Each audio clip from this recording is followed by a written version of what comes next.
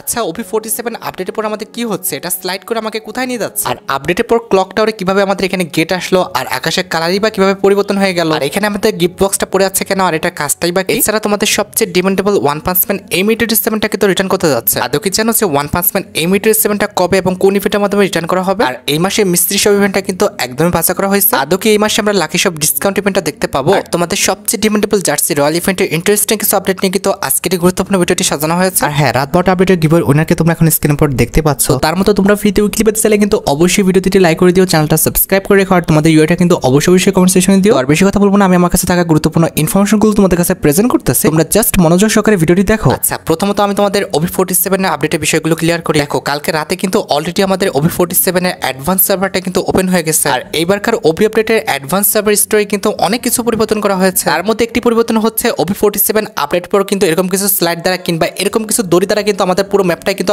আবদ্ধ থাকবে। আর এই স্লাইডটি দ্বারা তোমরা কিন্তু এক স্থান থেকে আরেক স্থানে কিন্তু খুব সহজে কিন্তু মুভ করতে পারবে। এমনকি ফ্যাক্টরির সাথে তোমরা কিন্তু অনায়াসে এই স্লাইড দ্বারা কিন্তু উঠতে পারবে, যেটা তোমরা এখন স্ক্রিনের উপর দেখতে পাচ্ছ। আর শুধুমাত্র যে উঠতে পারবে বিষয়টা কিন্তু এমন না, এই স্লাইডটা ইউজ করে তোমরা কিন্তু কোনো রকম ড্যামেজ ছাড়া কিন্তু একদম নিচে নেমে যেতে পারবে। আর এই স্লাইডটা যে শুধুমাত্র আমাদের ফ্যাক্টরিতে আছে বিষয়টা কিন্তু এমন না, তোমরা কিন্তু এই যে জায়গাটা রয়েছে আমাদের পিকের নিচে, এখান থেকে তোমরা কিন্তু একদম ইজিলি কিন্তু এটা ইউজ করে আমাদের ক্লক টাওয়ারে চলে যেতে পারবা। আর ক্লক টাওয়ারে আসার পর দেখবা যে আমাদের ক্লক টাওয়ারে কিন্তু প্রচুর পরিমাণ পরিবর্তন করা হয়েছে। আচ্ছা, ক্লক টাওয়ারের পরিবর্তনটা একটু পরে দেখায়, আগে দেখা হচ্ছে ক্লক টাওয়ার থেকে ডাইরেক্ট তোমরা এই স্লাইডটা ইউজ করে কোথায় যেতে পারবা। এখানে যত সম্ভব আমাদের বিমা শক্তির টাওয়ারে কিন্তু একদম নিচে চলে যাবে। লক্ষ্য করো, আমি কিন্তু ক্লক টাওয়ার থেকে যাত্রাটা শুরু করেছি, একদম বিনা বাধায় আমরা কিন্তু চলে আসলাম বিমা শক্তির টাওয়ারের একদম নিচে, যেটা তোমরা এখানে স্ক্রিনের উপর দেখতে পাচ্ছ। আর বিমা শক্তির টাওয়ারের নিচে দেখো এখানে কিন্তু আরেকটা স্লাইড আছে, এটা ইউজ করে মেবি আমাদের একদম কার্টুলিস্টে চলে যাওয়া যাবে, যেটা তোমরা এখানে স্ক্রিনের উপর দেখতে পাচ্ছ। হ্যাঁ, এটা যদি ভালো দিকের কথা বলি তাহলে এটা ব্যবহার করে তোমরা কিন্তু এক স্থান থেকে অন্য স্থানে খুব সহজে কিন্তু মুভ করতে পারবে। এটা কিন্তু একটা খারাপ দিক আছে, এটা ব্যবহার করা অবস্থায় যে কোনো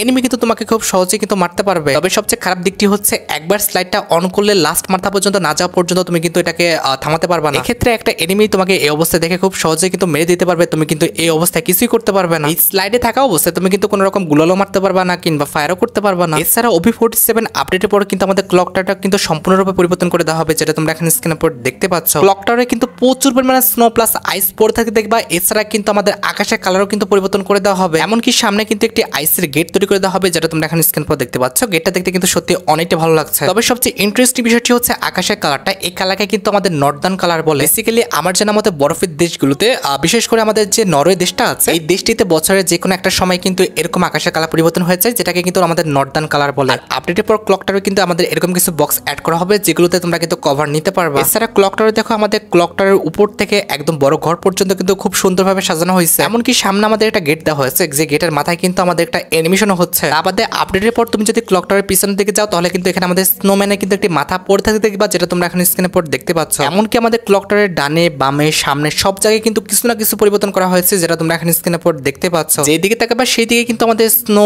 লাইট আইস দিয়ে কিন্তু এরকম কিন্তু সাজসজ্জা দেখতে পাবা, যেটা তোমরা এখন স্ক্রিনের উপর দেখতে পেয়েছো। আর বিষয়টা কিন্তু এমন না যে ক্লক টাওয়ারে আমাদের শুধুমাত্র নর্দার্ন লাইট থাকবে, আমাদের আশেপাশে তোমরা যেখানে তাকাবা সব দিকে কিন্তু আকাশে এরকম নর্দার্ন লাইট অ্যাভেলেবেল দেখতে পাবা। আমার জানা মতে ফ্রি ফায়ারে কিন্তু এই প্রথমবারের মতো কিন্তু আমাদের আকাশে এরকম পরিবর্তন করা হয়েছে। তোমাদের কাছে আকাশের এই কালারের পরিবর্তনটা কেমন লেগেছে অবশ্যই কিন্তু কমেন্ট সেকশনে জানিও। এছাড়া OP47 আপডেটের পর তোমরা কিন্তু র্যান্ডমলি আমাদের ম্যাচের মধ্যে এরকম কিছু গিফট বক্স কিন্তু পড়ে থাকতে দেখবে। এটার কাছাকাছি আসলে কিন্তু আমাদের একটা ইউজ বাটন দেখাবে, ইউজ করলে তোমাদের কিন্তু বক্সটা এরকম খুলে যাবে। কিছুক্ষণ পর থেকে পাচ্ছে পটকা বোমার মতো কিন্তু কিছু একটা আমাদের বক্সের ভিতর থেকে বের হচ্ছে, এগুলো কিন্তু হচ্ছে আমাদের লুট, যেটা তোমরা এখন স্ক্রিনের উপর দেখতে পাচ্ছ। এভাবে পটকা বোমার মতো কিন্তু বিভিন্ন রকম লুট কিন্তু আমাদের বক্স থেকে বের হয়ে আসবে, এগুলো তোমরা কিন্তু ইউজ করতে পারবা। দেখো, বিষয়টা কিন্তু একদমই সিম্পল, বিভিন্ন রকম কিন্তু কনসেপ্টে এভাবে আমাদের লুট দিচ্ছে, বিভিন্ন কোলাবরেশন স্পেশাল। তবে আগে অ্যানিমেশন দিত না, এবার কিন্তু অ্যানিমেশন দিচ্ছে। এটাই তোমাদের কাছে নতুন লুট বক্সের কনসেপ্ট প্লাস অ্যানিমেশনটা কেমন লাগছে সেটা কিন্তু অবশ্যই কমেন্ট সেকশনে জানিও। এছাড়া OP47 আপডেটের পর আমাদের বুয়ার যে অ্যানিমেশনটা, এখানেও কিন্তু হালকা কিছু পরিবর্তন আসছে, তোমরা একটু খেয়াল করলে দেখবা। খুব বেশি না, আলোক ছোটায় অল্প কিছু পরিবর্তন আসছে, তোমরা একটু খেয়াল করে দেখো। এছাড়া OP47 আপডেটের পর কিন্তু আমাদের জি প্ল্যানের উপরও কিন্তু পরিবর্তন করা হয়েছে, যেটা তোমরা এখন স্ক্রিনের উপর দেখতে পাচ্ছ। আগে জি প্ল্যান ইউজ করলে কিন্তু আমাদের দুই হাত ধরে নিয়ে যেত, এখন কিন্তু আমাদের দুই কাঁধ ধরে কিংবা কলার ধরে কিন্তু নিয়ে যাচ্ছে। যদিও এরকম ভাবে নিয়ে যাওয়ার কোনো লজিক কাজ করছে না, তবে অ্যানিমেশনটা দেখতে কিন্তু সত্যি অনেকটা ভালো লাগছে। আমার কাছে কিন্তু অ্যানিমেশনটা খুবই সুন্দর লেগেছে। এটা দেখলে মনে হচ্ছে একটি ইলেকট্রিক ইফেক্ট কিংবা একটি চুম্বক শক্তি কিন্তু আমাদের ধরে নিয়ে চলে যাচ্ছে। তোমাদের কাছে জিপ লাইনের অ্যানিমেশনের পরিবর্তনটা কেমন লাগছে সেটা কিন্তু অবশ্যই কমেন্ট সেকশনে জানিও। আর এখানে একটা বিষয় খেয়াল করো, পরিস্থিতি খারাপ দেখলে তোমরা কিন্তু রিভার্স করতে পারবা, ইট মিনস যেদিকে যাচ্ছ তার অপোজিটে কিন্তু চলে আসতে পারবা। মনে করো জিপ লাইন ইউজ করে তুমি বিমান শক্তির টাওয়ারের দিকে যাচ্ছ, তবে কথা হচ্ছে ওদিকে এনিমি আছে, সেই অবস্থায় তুমি কিন্তু রিভার্স করে ফেলতে পারবা। বিষয়টা কিন্তু সত্যি অনেকটা ইউনিক ছিল। তো তোমাদের কাছে কেমন লেগেছে আমাদের জিপ লাইনের এই পরিবর্তনটা সেটা কিন্তু অবশ্যই কমেন্ট সেকশনে জানিও। আমার কাছে জিপ লাইনের এই যে আমাদের রিভার্স করে যে সিস্টেমটা, এটা কিন্তু সত্যি অনেকটা ভালো লেগেছে। আর গাইস আজকের এই ভিডিওটি স্পন্সর করেছে 1x, এটি বিশ্বস্ত বুক বেকার পিএসজি সিরিয়া এপ এর sponsor. 17 November international master league শুরু হবে। এখানে তুমি তোমার পছন্দের দলকে কিন্তু সমর্থন করতে পারবে। এখানে সমস্ত ম্যাচের কিন্তু লাইভ দেখতে পারবা এবং স্কোর ভবিষ্যৎবাণী করে কিন্তু বাজিত হতে পারবা এবং BMW গাড়ি, আইফোন, ল্যাপটপ সহ আরো কিছু নগদ পুরস্কার জেতার সুযোগ রয়েছে। আর এখানে বিভিন্ন ধরনের গেম রয়েছে, তুমি যা কিছু ইচ্ছা বেছে নিতে পারো। আর সাইন আপের সময় আমার the promo code BD hunt use করে 12,000 টাকা এবং ফ্রি স্পিন পাও। এটি সহজে কিন্তু পেটিএম, ব্যাংক, বিকাশ নগদ, রকেট এবং অন্যান্য সহজ পদ্ধতির মাধ্যমে কিন্তু তুলে নিতে পারবা। আর দেখে কিছু গুগলে যাও 1x বলে সার্চ করো। আর সাইন আপের সময় আমার the promo code BD hunt use করার কথা একদম ভুলো না। এছাড়া OB47 আপডেটের পর তোমরা কিন্তু ম্যাপের বিভিন্ন স্থানে হঠাৎ করে কিন্তু এরকম কিছু স্ট্যাচুর স্ক্যানার কিন্তু দেখতে পাবা। এটা যখন তুমি ইউজ করবা তখন কিন্তু ম্যাপের সর্বোচ্চ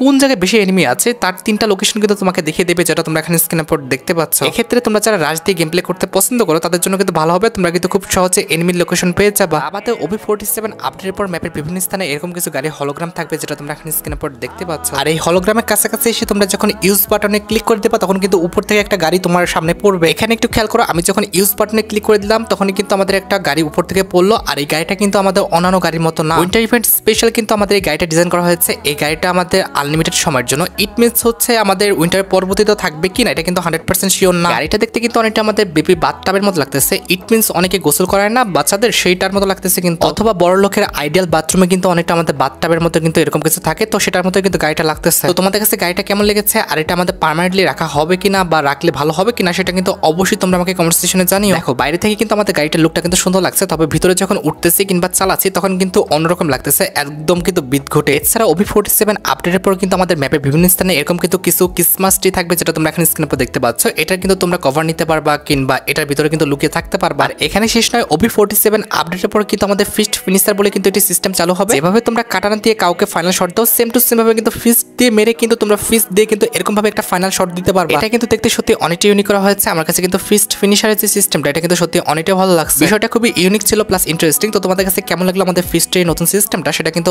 অবশ্যই কমেন্ট সেকশনে জানিও। আমাদের আপডেটের পর কিন্তু আমাদের নতুন একটা ক্যারেক্টার আসবে যার নাম কিন্তু হবে কোডা, যেটা তোমরা এখানে স্ক্রিনের উপর দেখতে পাচ্ছ। কোডা এমন একটা ক্যারেক্টার যে কিন্তু হ্যাকারের মতো কাজ করবে। এটার অ্যাবিলিটি অন করলে কিন্তু মুখে একটা মাস্ক চলে আসবে। এই মাস্ক ইউজ করে তুমি কিন্তু দেয়ালের এপাশে ওপাশে এমনকি গুলাল, বেড়া, পাথর, তুমি যেখানে এনিমি থাকুক না কেন সবগুলো এনিমিকে কিন্তু দেখে ফেলতে পারবা। এমনকি কোডার অ্যাবিলিটি ইউজ করার সাথে সাথে কিন্তু আমাদের মুভমেন্ট স্পিড কিন্তু 10% বেড়ে যাবে। আরেকটি বিষয় হচ্ছে কোডা ক্যারেক্টার ব্যবহার করে ট্রেনিং গ্রাউন্ডে এনিমি মারলে তোমার হেলথ যত থাকুক না কেন সেটা 10 হেলথ থাকলেও কিন্তু সম্পূর্ণ হেলথ কিন্তু রিকভার হয়ে যাবে। আমি আবার বলে দিই, হেলথের অ্যাবিলিটি কিন্তু শুধুমাত্র আমাদের ট্রেনিং গ্রাউন্ডে কাজ করবে, তা বাদে CS র্যাঙ্ক কিংবা ক্লাস স্কোয়াড কোনো জায়গায় কিন্তু কাজ করবে না। এছাড়া আফটার আপডেট AWM ব্যবহার করার সময় কিন্তু আমাদের এক্সট্রা করে কিন্তু একটি ডট অ্যাড হয়ে যাবে, যেটা তোমরা এখানে স্ক্রিনের উপর দেখতে পাচ্ছ। শুধুমাত্র AWM ব্যবহার করার ক্ষেত্রে কিন্তু এই ডটটা থাকবে, তা বাদে কিন্তু এই ডটটা থাকবে না। এছাড়া OB46 আপডেটের পর তোমার কাছে কোন স্কোপটি আছে সেটা কিন্তু তারা দেখিয়ে দেবে। এখানে লক্ষ্য করো যে 4 স্কোপ থাকলে 4 স্কোপ, 2 স্কোপ থাকলে 2 স্কোপ, এভাবে তোমার গানের সাথে যে স্কোপটা থাকবে সেই স্কোপটা কিন্তু আমাদের এখানে লেখা থাকবে। আর যখন তুমি AWMটা ইউজ করবে তখন কিন্তু এখানে 8x লেখা থাকবে, যেটা তোমরা এখানে স্ক্রিনের উপর দেখতে পাচ্ছ। আর তোমরা হয়তো বা খেয়াল করেছো, এটা বলার কিছু নেই, তারপরে বলতেছি যে আপডেটের পর কিন্তু আমাদের ফুল ম্যাপে কিন্তু এরকম স্নোফল হবে, যেটা তোমরা এখানে স্ক্রিনের উপর দেখতে পাচ্ছ। যেখানে মাটি আছে সেখানে স্নোফল থাকবে, এছাড়া যেখানে আমাদের পানি আছে সেগুলো জমে যাবে, যেটা তোমরা এখানে স্ক্রিনের উপর দেখতে পাচ্ছ। এভাবেই কিন্তু আপডেটের পর আমাদের ম্যাপটা কিন্তু ফ্রোজেন এন্ড স্নো দ্বারা কিন্তু আবিষ্ট থাকবে। এছাড়া OB47 আপডেটের পর কিন্তু আমাদের গেমের মধ্যে লাইট উইথ ফরগিভ বলে কিন্তু একটি প্রজেক্ট আসবে, যেটা ইউজ করলে তোমার গানটা কিন্তু রিকয়েল করবে না। আর গানটা তো রিকয়েল করবে না, একদমই কম করবে, তার সাথে সাথে কিন্তু আমাদের গানের যে মুভমেন্ট স্পিডটা এটা কিন্তু বেড়ে যাবে। লক্ষ্য করো এখানে কিন্তু আমাদের অজ্ঞানের সাথে কিন্তু ফরগিভটা লাগানো হয়েছে,